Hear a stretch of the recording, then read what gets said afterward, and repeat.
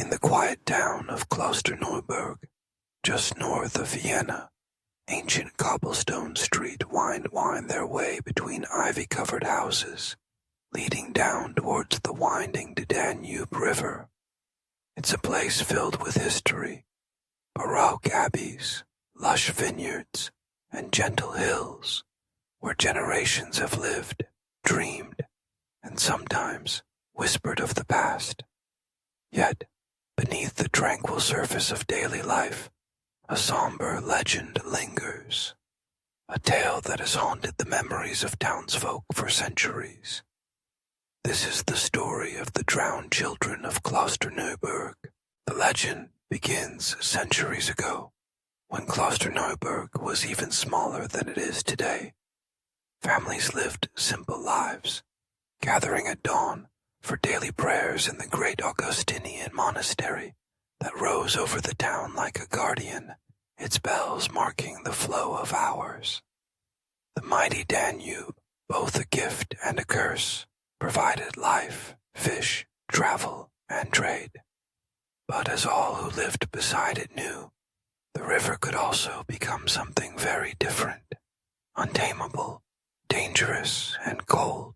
One summer long ago, after weeks of gentle weather, the skies suddenly turned dark. Heavy storms roared over the region, sending swollen waves crashing along the banks of the Danube. Parents warned their children to stay away from the water's edge. The current was swift, and the river was unpredictable. Yet children, with their innocent curiosity, are drawn to places they are told to avoid. Among them were two siblings, Anna and Lucas, known in the village for their laughter and daring games.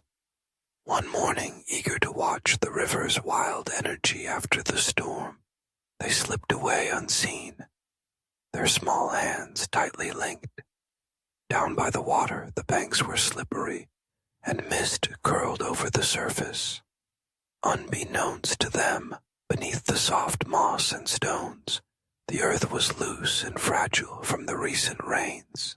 The siblings edged closer, mesmerized by the bubbling, foaming river. Suddenly the ground gave way. In a heartbeat they fell, tumbling straight into the raging waters. Their cries echoed only for a moment before being swallowed by the torrent. For hours the townsfolk searched the banks, calling out their names, hoping for a miracle that would never come. The river, as it had countless times before, had claimed the innocent. An air of grief settled on Klosterneuburg. The bells of the monastery tolled in mourning. The community, stitched together by shared loss, wept not only for Anna and Lucas, but for all the dangers lurking unseen in the world. It was said that the river demanded a sacrifice, a cruel toll for the life it gave. As time passed, the story of the drowned children became a warning, a somber refrain repeated by mothers and fathers on stormy nights. Stay away from the river, lest you join Anna and Lucas. Yet, with each passing generation, the tale grew, woven into the town's very fabric and whispered into new forms. Late at night, when the winds howl down from the mountains and the river churns, people say you can hear the laughter of Anna and Lucas echoing over the water.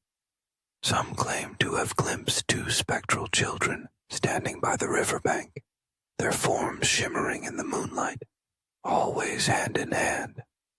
At times, their voices are gentle, calling out to warn other children away from the treacherous water. At other times, on the darkest, storm-tossed evenings, their cries are desperate, carried by the wind to anyone who will listen. The legend spread beyond Klosterneuburg, carried by merchants and pilgrims passing through the abbey's gates. The drowned children became symbols of innocence lost, of the boundary between life and death, and of the unpredictable power of nature. Artists in Vienna would one day paint the legend, two pale figures at the river's edge, surrounded by swirling mists, watching over the living. Historians debate whether Anna and Lucas ever truly existed.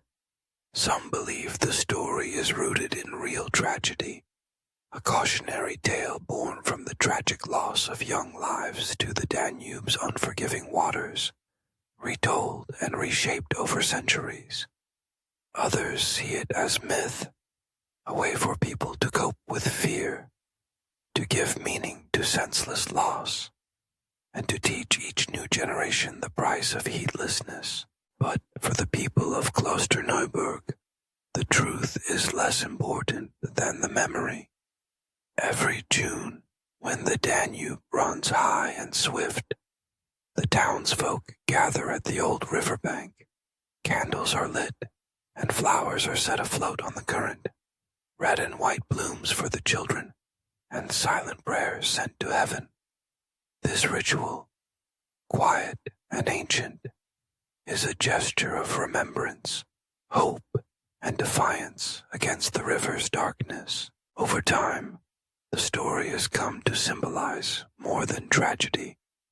It's a reminder of community in the face of loss, of the ties that bind the people of Klosterneuburg together.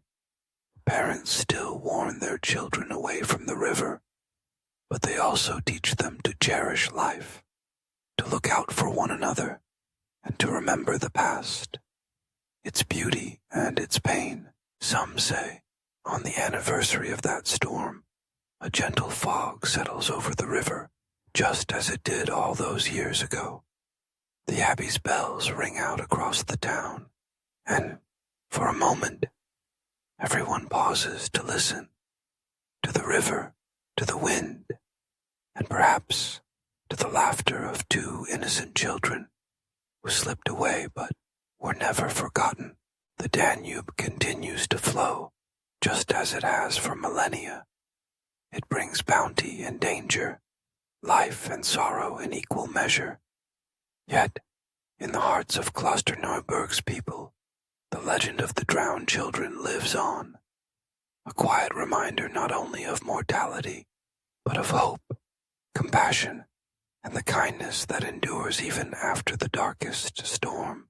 Thus, when visitors walk the riverbanks, they sometimes find gentle, anonymous offerings, a driftwood cross, a wilted bouquet, a simple child's toy, left beside the water.